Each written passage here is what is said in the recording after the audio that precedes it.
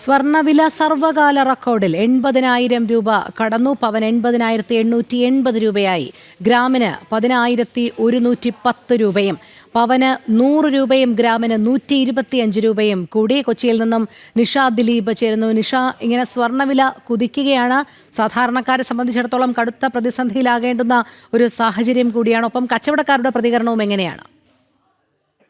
രോഹിണി, തീർച്ചയായും നമുക്കറിയാം കേരളത്തിൽ കല്യാണ സീസണാണ്. ഈ വിവാഹ സീസണിൽ ഇത്തരത്തിൽ സ്വർണ്ണവില റെക്കോർഡ് ഇടുന്നത് ഉപഭോക്താക്കളെ സംബന്ധിച്ചിടത്തോളം വലിയ തിരിച്ചടി തന്നെയാണ്. ഇന്ന് ഇപ്പോൾ ഗ്രാമിന്റെ വില 125 രൂപ വർദ്ധിച്ച് 10,110 രൂപയിലെത്തി. ആദ്യമായാണ്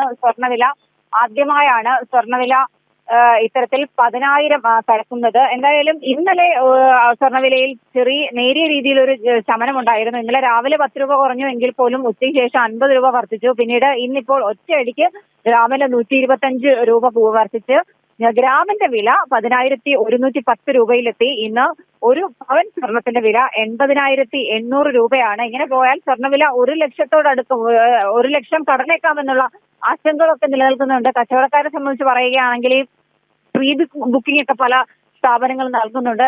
കഴിഞ്ഞ ആഴ്ച ഇത്രയും വില ഇല്ലായിരുന്നു സ്വർണത്തിന്. ഇത്തരത്തിൽ പ്രീ ബുക്കിംഗ് എടുത്ത ഈ ജ്വല്ലറി ഉടമകളെല്ലാം തന്നെ വലിയ പ്രതിസന്ധിയിൽ തന്നെയാണ് മുന്നോട്ട് പോകുന്നത്. എന്തായാലും നമുക്കറിയാം, കേരളത്തെ സംബന്ധിച്ചിടത്തോളം ഈ ചിങ്ങമാസം വിവാഹ സീസണാണ്. നിരവധി ആളുകൾക്ക് സ്വർണം വാങ്ങേണ്ട ആവശ്യമുണ്ട്. അവർക്കെല്ലാം വലിയ തിരിച്ചടി നൽകിക്കൊണ്ടാണ് ഈ സ്വർണ്ണവില റെക്കോർഡ് ഭേദിച്ച് മുന്നോട്ട് പോകുന്നത്. ട്രംപിന്റെ താരിഫ് നിരക്ക് വർധന, US ഫെഡറൽ റിസർവ് പലിശ നിരക്ക് കുറയ്ക്കുമെന്ന സൂചനകൾ, ഇവയെല്ലാം തന്നെ സ്വർണം സുരക്ഷിത നിക്ഷേപം എന്ന നിലയിൽ ഉപഭോക്താക്കളുടെ ആത്മവിശ്വാസം വർദ്ധിച്ചതാണ് ഇത്തരത്തിൽ സ്വർണ്ണവില വർധനവിന് കാരണം. അന്താരാഷ്ട്ര വിപണിയിലെ വില വർധന തന്നെയാണ് സംസ്ഥാനത്തും പ്രകടമായിരിക്കുന്നത്. എന്തായാലും അന്താരാഷ്ട്ര വിപണിയിൽ സ്വർണ്ണവില $3,670 കടന്ന് $3,800 എത്തുമെന്ന സൂചനകളൊക്കെ വരുന്നുണ്ട്. അതുകൊണ്ട് തന്നെ ഈ സ്വർണ്ണവില ഇനിയും വർദ്ധിക്കുമെന്നുള്ള സൂചനകൾ തന്നെയാണ് നിലവിലുള്ളത്. രോഹിണി, ശരി. നിഷ ദിലീപാണ് വിവരങ്ങൾ നൽകിയത്.